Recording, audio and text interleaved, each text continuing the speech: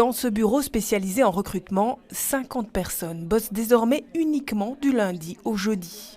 Être en congé tous les vendredis, pour certains, ça change la vie. Je pars là maintenant dans 2 semaines à Madrid, voir mes grands-parents, donc ça fait plaisir. On n'a plus ce souci derrière de penser à ce stress de demander peut-être un jour de congé. Le salaire ne change pas, donc là aussi on est chanceux.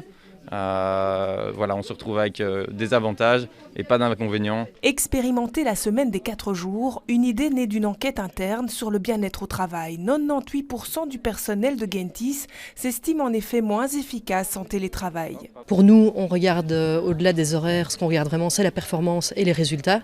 Donc du coup, on ne regarde pas vraiment les heures, parce que ça c'est la question qui revient le plus souvent, mais combien d'heures ils font Pour moi, il n'y a pas de 40 heures sur 4 jours. Personne n'est productif, 40 heures sur 4 jours, c'est pas possible. Maintenir les résultats sur 4 jours au lieu de 5, certains pourraient y voir une forme de pression.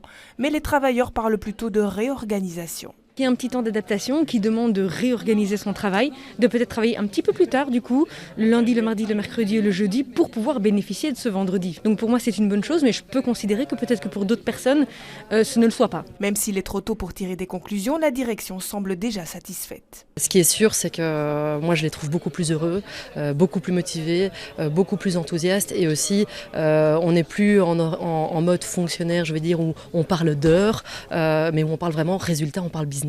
Et ça c'est le plus important pour moi. Cette expérience de la semaine des 4 jours doit être menée sur 3 mois, mais la possibilité de la prolonger est déjà envisagée.